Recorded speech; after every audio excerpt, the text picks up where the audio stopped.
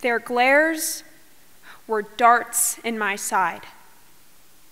The people on that eternal plane ride stared at my family as if we were animals, their eyes glinting with fear, amusement, indifference, and worst of all, pity.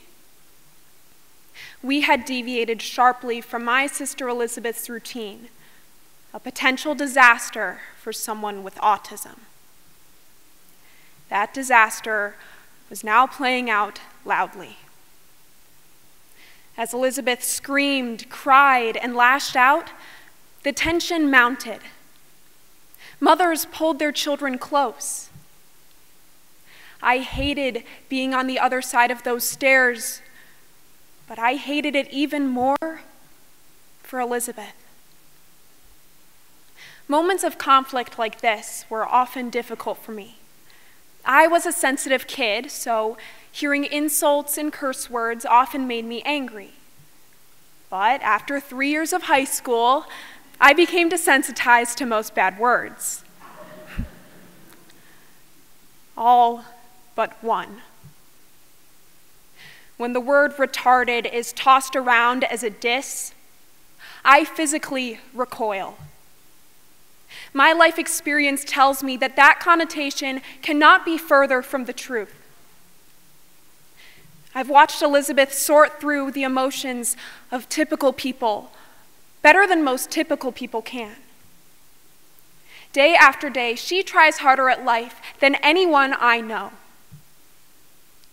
It is the belittlement of people with special needs like my sister that has inspired me to take a stand. Ironically, it was barely verbal Elizabeth who taught me how to use my own voice for good. In my childhood, I often found it easier to comply with aggressors rather than to stand up for myself. That is, until one day when I heard a kid slide next to my sister on the school bus and hiss insults at her, including the R word. This boy was taking advantage of my sister and using her as a defenseless punching bag for his repressed emotions. For once, I stood with no fear shaking my bones, and I planted my hand firmly on his shoulder. Retarded doesn't mean stupid. My sister is smart and caring, and it doesn't do you any good picking on her. So please, stop. As he scurried back to his seat, I felt strong. I hadn't stooped to his level by retaliating, and somehow that felt right. When I climbed back to my seat, my head was swirling with realizations. There is a power in calling out injustice. I have a voice.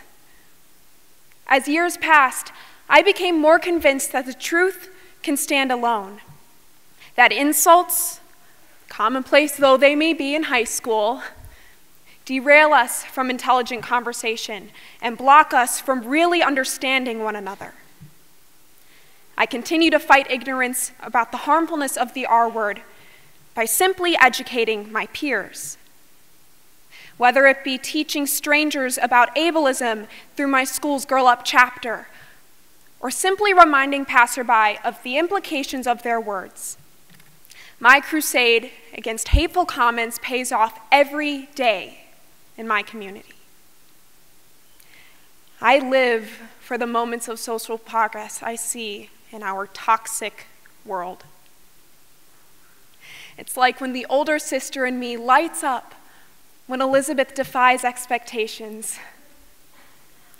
With love and empathy as our shield, I have a feeling that those darts can't hurt us anymore. Thank you.